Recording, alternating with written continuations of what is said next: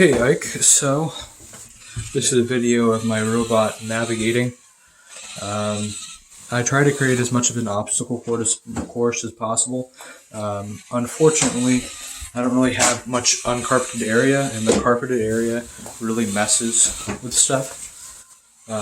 And the forward area that I do have downstairs is too open, and the parameters were really hard to create.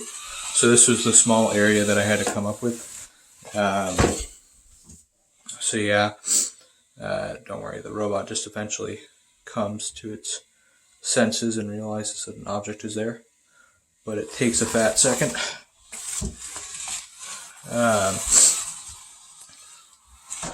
Unfortunately, yeah, this is what I have. It's a little pathetic, I will agree, but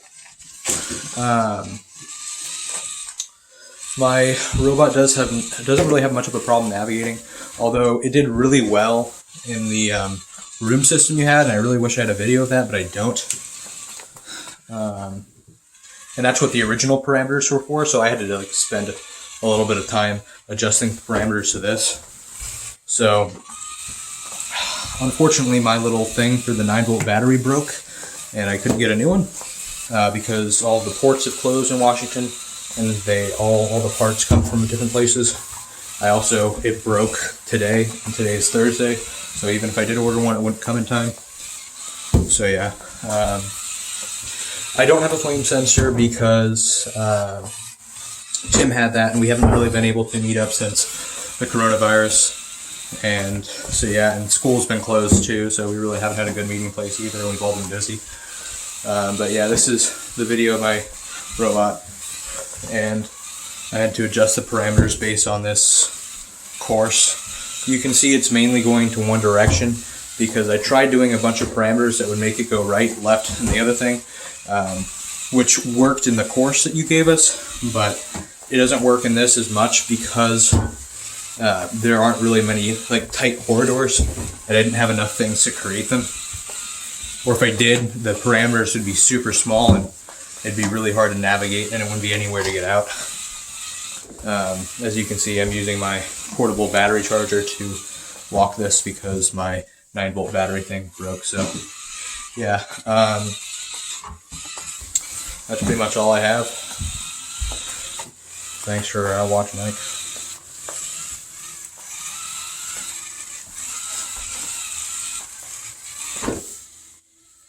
Actually, before I end the video, I will give you a top-down design on it.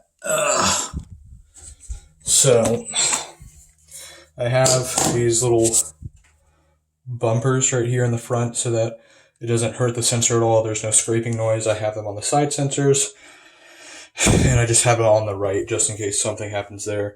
And it's smooth. I use a cutting board for it so that if it gets caught somewhere on the edge, it'll just smoothly go over that. It may take a second, but it will go over it eventually. It's not like a corner where it's just going to stay there forever until someone moves it. And then on the bottom, I have a ping pong ball that I superglued on. I've superglued it many times onto this thing because the smooth surface wouldn't stick well, so I had to do 2 smooth surfaces of the other cutting board and glue it to the rough side so that it would stay on. And I had the same for the wheels. My soldering ended up breaking on my second one, so I luckily had 2 other motors and was able to put 2 wires into the holes and have the motors do their things. And then I just taped them on from there. And then I just have my Arduino and my breadboard in here. All the wiring's typically the same as it would be. Yeah, this wire just fell off. But yeah, that's what I have for the project. Thanks for watching, Ike.